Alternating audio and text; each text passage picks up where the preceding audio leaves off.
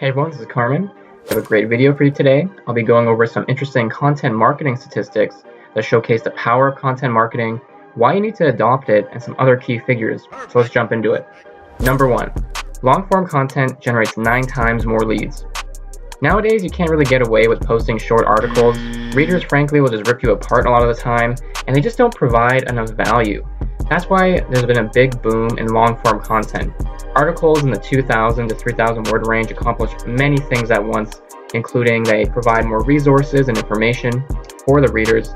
They can include more steps, strategies, and tips. You can rank for more keywords, which is going to bring in more organic traffic. And it's an opportunity to show readers that you really know your stuff. Perhaps more importantly, long-form content is going to generate your business more leads. That's one of the sole purposes of producing content to begin with, right? So next time you're creating content, take the time to focus on achieving a higher word count. I would really recommend creating a skeleton for every blog post. So map out your main points, your sub points, etc. Because then you know what you're writing ahead. And for example, if you had 10 points you wanted to cover and you did 200 words each, there'd be 2,000 words, just like that. Number 2, consumers trust businesses that produce content. It just makes sense. If you visit a business's website and it's just more barren than a desert, it just implies inactivity. On the flip side, 95% of consumers trust a business that produces regular content. It just shows that they care and that they're actually trying to genuinely improve the life of the reader. If we dig a bit deeper into this, we don't want to just publish any kind of content, but more specifically, hyper-targeted content. So imagine you land on a website and it answers everything you've been asking and thinking about. You'd probably love the website, you'd revisit them, and you'd look at them in a really good light. That's exactly what you want to do for your customers. So you need to develop a buyer's persona, the ideal customer, the ideal user you want coming to your website, and write content specifically for them, because then you're going to answer all their questions and please them in the best way possible. And that way you attract only the most relevant users as well to your website. Number 3, 9 out of 10 B2B buyers said content influenced their purchasing decision. Are you in the B2B space like me? Then you need to kick yourself into gear and start content marketing ASAP, because 9 out of 10 of your customers are looking for it before they buy from you. Now, B2B normally entails things like lead gen, SEO, app development, and other related services. So why does content matter so much in these areas? And it's simply because they're complex and expensive tasks. So customers want someone that's professional and really knows what they're doing. And content essentially creates an opportunity to showcase your knowledge and your skill, which is not going to go unnoticed. Number 4, only 54% of marketers use content marketing in the delight stage of the buyer's journey. So let's get something straight. There's several stages of the buyer's journey that a customer is going to go through before they end up purchasing from you. The first of which is the awareness stage. So the customer becomes aware that they have a certain problem or question and they're seeking an answer, which leads to the second stage, which is consideration. So they start weighing their options and starting to understand different approaches they can take. And then the third stage would be decision, as you could guess, where they're going to make a final purchasing decision.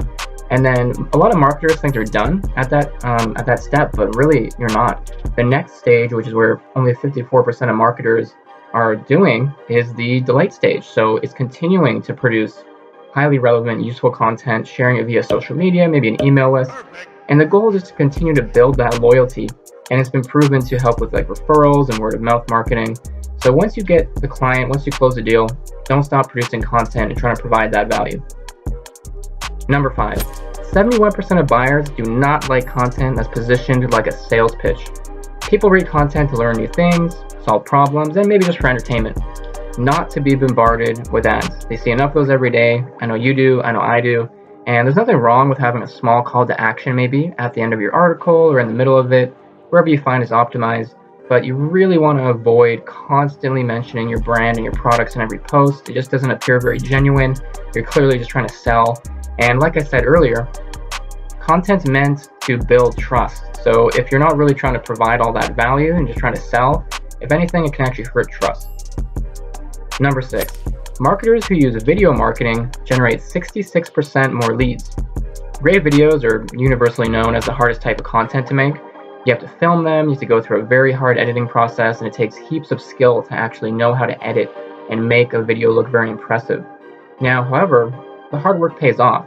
You're going to be looking to generate up to 66% more leads compared to other forms of content.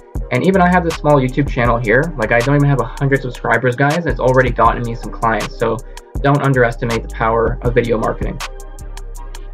Last but not least, number 7, 64% of marketers wish to learn how to create a better content strategy.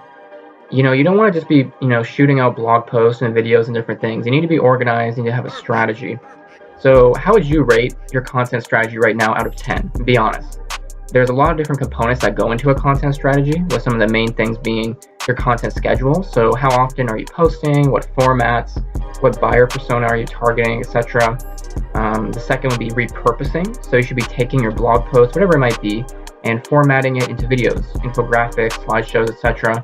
Because you're able to essentially just gain more traffic and make the most, make your content more efficient. It goes from one piece of content to several, which also brings me to distribution. You need to be sharing your content through social media, email marketing, doing good SEO will bring you a lot of traffic and awareness and distribution, and paid advertising campaigns if you wanted to do Google ads, Facebook ads, whatever it might be. But overall, you need to create some kind of strategy. I'd recommend laying it out maybe in Google Drive in a doc file that you can keep and share with your team.